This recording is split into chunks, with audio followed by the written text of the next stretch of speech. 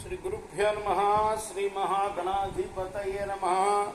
శ్రీ సరస్వత్యై నమః. భక్తులరా, వ్యాస మహర్షి రచించిన మహాభారత ఇతిహాసం యథాతథంగా చెప్పుకున్నాం. ప్రతి శ్లోకం దాని అర్థం.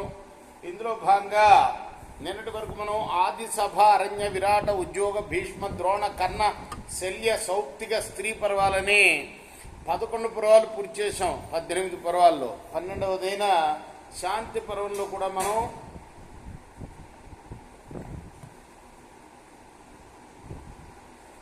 182 అధ్యాయాలు పూర్తి చేసాం. ఈరోజున 183వ అధ్యాయం చెప్పుకుందాం. చెప్పుకునే ముందు వ్యాస భగవాను ప్రార్థన చేసుకుందాం.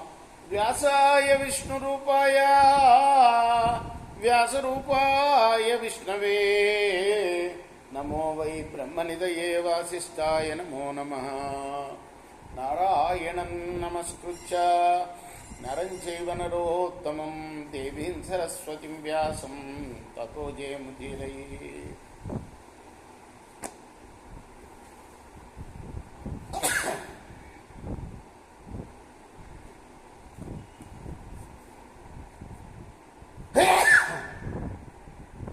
అంజనానందరం వీరం జానకీ శోకనాశనం కపీసమక్షంతారాం వందే లంకాభయంకరం.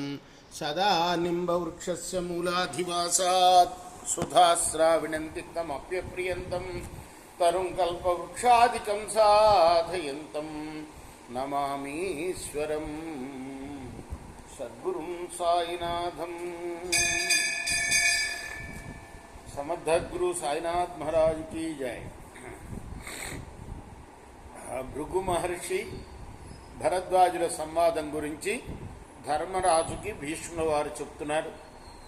నిన్న ఒక ఘట్టం పూర్తయింది, ఇవాళ మరొక ఘట్టం చెప్పుకుందాం.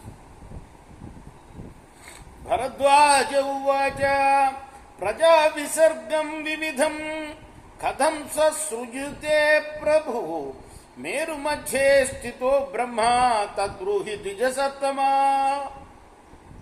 భరద్వాజుడు అంటున్నాడు భృగు మహర్షితోటి, మహర్షి, మేరు పర్వత మధ్యంలో ఉన్న ప్రభువు ఆ బ్రహ్మ అని చెప్పారు మీరు. వివిధమైన ప్రజా సృష్టిని ఎలా చేస్తాడో ఆయన నాకు చెప్పండి. భృగురువాచ, భృగు మహర్షి చెప్తున్నాడు, ప్రజా విసర్గం వివిధం కథం సృజితే ప్రభు మేరు మధ్యే స్థితో బ్రహ్మ తద్బ్రూహి ద్విజసతమా. మానసభవుడైన బ్రహ్మ మనస్సంకల్పంతోనే నానా విధమైన ప్రజా సృష్టిని చేశాడయ్యా. ప్రాణుల సంరక్షణ కోసం ముందుగా ఆయన నీళ్లను సృష్టించాడు, జలాన్ని సృష్టించాడు. ప్రజా విసర్గం వివిధం మానసో మనసా సృజత్ సంరక్షణార్థం భూతానాం సృష్టం ప్రథమతో జలం. సర్వప్రాణులకి జలమే ప్రాణాధారం. జలంతోనే ప్రజావృద్ధి జరుగుతుంది. నీరు లేకపోతే ప్రాణులు నశిస్తాయి. జలమే జగత్తు మొత్తం వ్యాపించి ఉంటుంది. యత్ ప్రాణః సర్వభూతానాం వర్ధంతే యన చ ప్రజా సర్వం తద్వారుణం జ్ఞేయం ఆపస్తత్స్తంభిరేయతః. పృథివీ అంటే భూమి, పర్వతాలు, మేఘాలు, ఇతర ప్రాణులు అన్నీ కూడా జలమయమైనవే. నీరే వాటిని స్థిరంగా నిలిపేది. భరద్వాజ ఉవాచ, అప్పుడు భరద్వాజ అడుగుతున్నాడు మళ్ళీ, కథం సలిలముత్పన్నం కథం చైవాగ్నిమారుతౌ కథం వా మేదిని సృష్టే చత్రమే సంశయో మహాన్. మరి అయితే నీరు ఎలా సంభవించింది చెప్పండి. నీరు ఎలా పుట్టింది, అలానే అగ్ని, గాలి ఎలా పుట్టాయి, ఈ భూమి ఎలా పుట్టింది, ఈ విషయంలో నాకు చాలా సందేహం ఉన్నది అంటే భృగురువాచ, భృగు మహర్షి చెప్తున్నాడు, బ్రహ్మ కల్పే పురా బ్రహ్మన్ బ్రహ్మర్షీనాం సమాగమే లోక సంభవ సందేహ సముత్పన్నో మహాత్మనాం. ఓ బ్రాహ్మణ, గతంలో బ్రహ్మకల్పం జరుగుతున్నప్పుడు బ్రహ్మర్షుల యొక్క సమావేశం జరిగింది. ఆ మహాత్ముల సభలో లోక సృష్టిని కూర్చిన సందేహం ఏర్పడింది. తే తిష్టజ్ఞానమాలంబ్య మౌనమాస్తాయ నిశ్చల చక్తాహార పవన దివ్యం వర్ష శతం ద్విజ. బ్రాహ్మణులు ఆహారాన్ని విడిచి గాలిని మాత్రమే సేవిస్తూ 100 దివ్య సంవత్సరాలు, అంటే మనకు ఒక సంవత్సరం అయితే దేవతలకు ఒక రోజు అనమాట, అటువంటి 100 దివ్య సంవత్సరాలు ధ్యానాన్ని ఆశ్రయించి మౌనాన్ని స్వీకరించి నిశ్చయంగా నిలిచారు బ్రాహ్మణులందరూ కూడా. తేషాం బ్రహ్మమయీ వాణి సర్వేషాం శ్రోత్రమాగమత్ దివ్యా సరస్వతి తత్ర సంబభూవ నభస్థలాత్.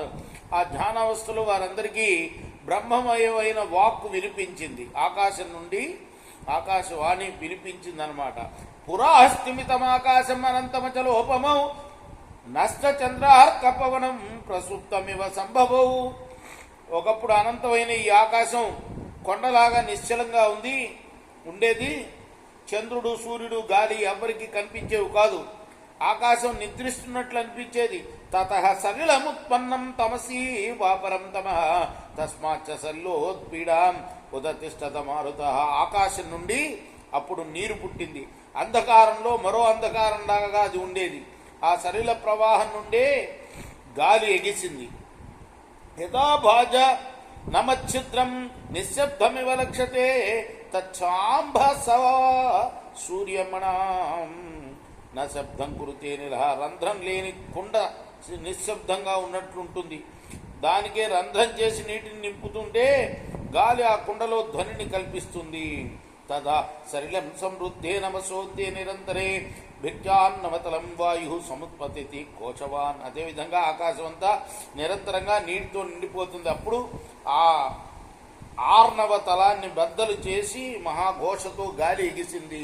స ఏష చరతే వాయు అర్ణవోత్పీడ సంభవ ఆకాశస్థానమాసాధ్య ప్రసాదిన్నాధిగచ్చది. ఈ రీతిగా ఆర్ణవ జలోత్పీడ నుండి పుట్టిన గాలి అంతటా తిరగటం మొదలుపెట్టింది. ఆ ఆకాశంలో ఎక్కడా కూడా శాంతంగా నిలవలేకపోయింది.